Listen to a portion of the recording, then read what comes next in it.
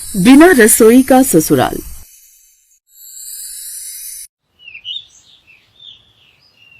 क्या निरंजन भाई साहब अपने प्रेम के लिए हमारी सारिका का हाथ मांग रहे हैं? पर वो तो बड़े पैसे वाले हैं जी। सुनंदा, निरंजन आज भी मेरा वही दोस्त है जैसा 20 साल पहले था। वो आज भी नहीं बदला। वही मिलनसार स्वभाव, वही अपनापन। खुद उसने प्रेम से हमारी बेटी की शादी की बात की। मेरे मोबाइल फोन में सारिका की कुछ फोटो और बायोडेटा था। उसी समय उसने मेरे से लेकर अपने पंडित जी को भेजी और कुंडली भी बहुत अच्छी मिल गई। तो वो लोग सारिका को देखने कब आ रहे हैं? बात करता हूं निरंजन से फोन पर। सारिका इतने बड़े घर की बहू बनने जा रही है।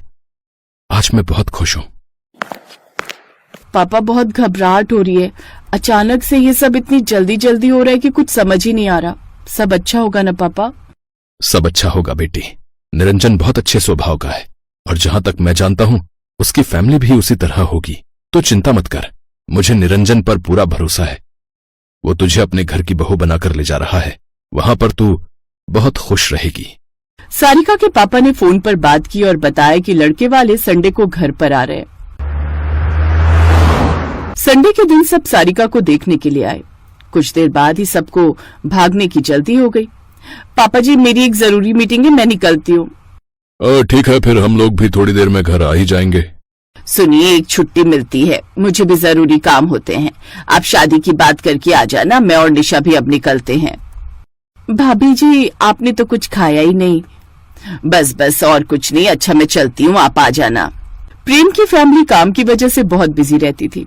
घर में सब नौकरी वाले और सारिका को नौकरी की आदत थी नहीं। सारिका और उसकी मम्मी के बीच ये सब बातें चल रही थी।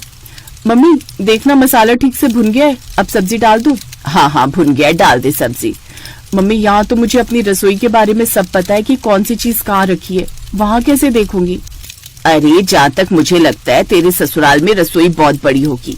जब घर इतना बड़ा है तो रसोई भी काफी बड़ी ही होगी। धीरे धीरे जहाँ रहते हैं वहाँ की आदत पड़ ही जाती है।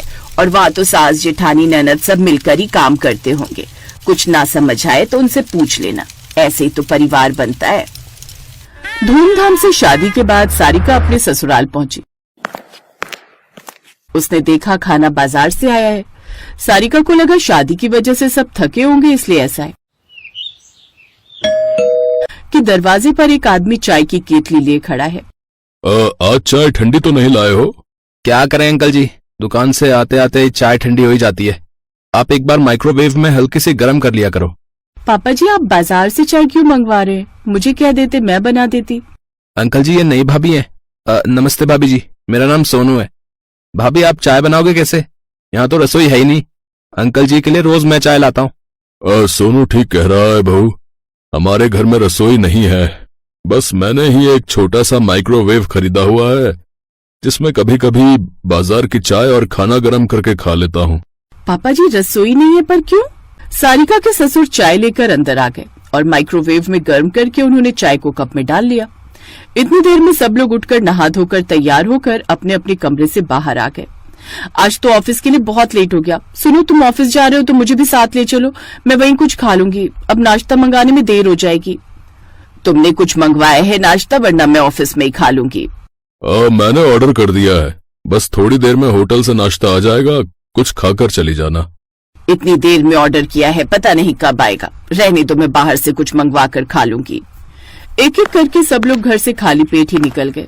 जो नाश्ता आया वो ऐसे ही रखा रहा। पापा जी, मैंने तो सोचा था यहाँ पर रसोई हमारे घर की रसोई से भी बड़ी होगी, क्योंकि घर भी तो इतना बड़ा है।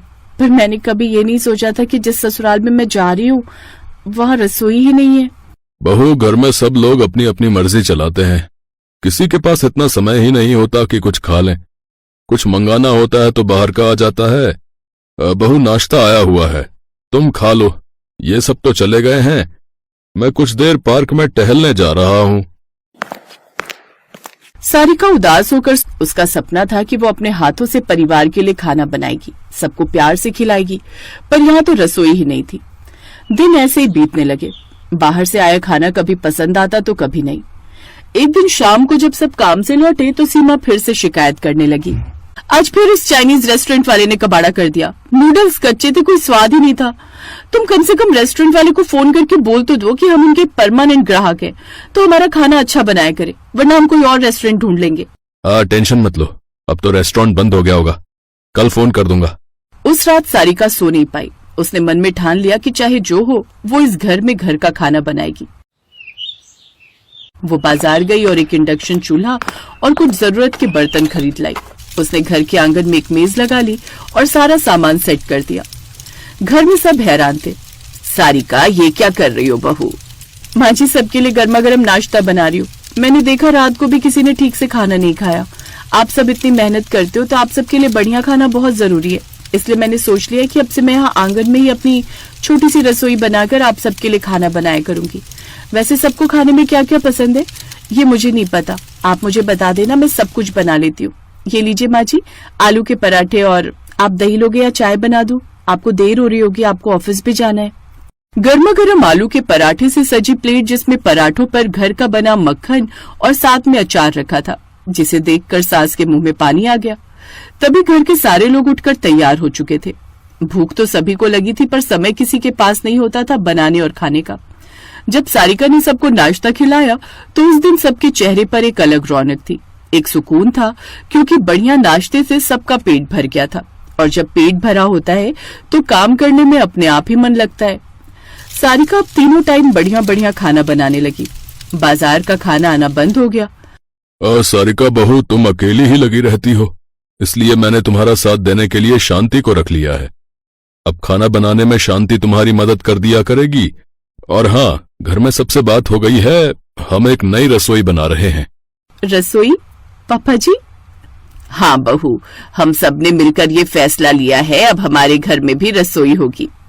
सारिका, तुम्हारे आने के बाद से हम सबको इतना बढ़िया खाना खाने के लिए मिला है, वरना हम सब बाजार का खाते थे, पेट भी नहीं भरता था और ऊपर से गैस एसिडिटी की भी प्रॉब्लम होती थी। थैंक यू इतना टेस्टी खाना बनाने के लिए। पापा, मैं आज ऑफिस की छुट्टी ले रहा हूँ, सोच रहा हूँ सारिका के साथ जाकर किचन के लिए सामान खरीद लाऊं। प्रेम की बातें सुनकर सारिका के चेहरे पर मुस्कुराहट आ गई। जो प्रेम कभी भी ऑफिस से छुट्टी नहीं लेता था, आज अपने घर की रसोई का सामान लाने के लिए छुट्टी ले रहा था। सारिका की कोशिश पूरी हो गई और कुछ दिनों बाद उसके ससुराल में भी बड़े कमरों के साथ साथ एक सुंदर और बड़ी रसोई बन गई।